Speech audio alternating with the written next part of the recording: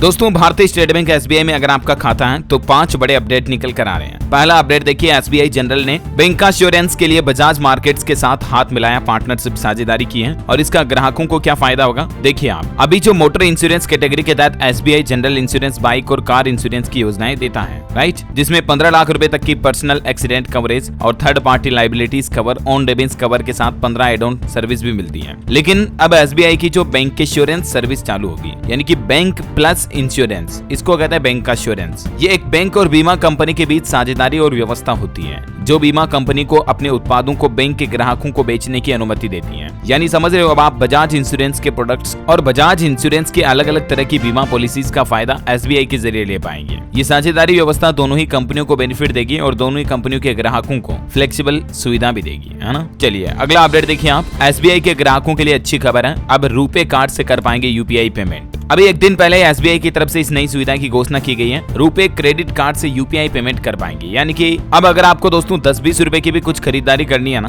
50 रुपए की भी, तो भी आप क्रेडिट कार्ड का उसमें इस्तेमाल कर पाएंगे। वो कैसे? Through UPI. एसबीआई के रुपे क्रेडिट कार्ड की यूपीआई को एक्टिवेट करने के लिए आप किसी भी यूपीआई एप्स का इस्तेमाल कर सकते हैं, जैसे फोन पे, पेटीएम, भीम ऐप, गूगल पे वगैरह वगैरह, है ना। अच्छा अगला अपडेट देखिए, एसबीआई के ग्राहकों के लिए एक खुशखबरी है, अब डिजी लॉकर में सुरक्षित कर सकते हैं अपने डॉक्यूमेंट्स। वैसे तो गवर्नमेंट का डिजी लॉकर अलग से मोबाइल ऐप आता है, राइट, लेकिन उसके अलावा भी देश के सबसे बड़े सरकारी बैंक ने अपना पर्सनल डिजिटल लॉकर ऑनलाइन सुविधा शुरू की है। ये सुविधा स्टेट बैंक ऑफ इंडिया के ग्राहकों के लिए है, जिसमें आप ऑनलाइन माध्यम से लॉकर ओपन करवा सकते हैं और यहाँ पर आप अपने जरूरी दस्तावेजों को आसानी से स्टोर कर सकते हैं। ये लॉकर काफी सुरक्षित है, डिजी लॉकर के बजाय ज्यादा आपको सिक्योरिटी प्रोवाइड करता है, जिसमें इसी तरह से आप ऑनलाइन डॉक्यूमेंट्स को सेव कर सकते हैं, जैसे आपके driving licence, PAN card, voter ID, बीमा पॉलिसी जैसे दस्तावेज को आप ऑनलाइन रख सकते हैं, है ना। चलिए अगला अपडेट आ रहा है, एसबीआई ग्राहकों के लिए बड़ी खबर है, ब्रांच जाकर फौरन साइन करें ये एग्रीमेंट, वरना आपकी मुश्किलें बढ़ सकती है। मसला है बैंक लॉकर के नए नियमों को लेकर। एसबीआई ग्राहकों के लिए जरूरी खबर है, अगर आपका भी बैंक में लॉकर है तो निपटा ले ये काम। बैंक की तरफ से नोटिस जारी किया गया एक बार फिर से।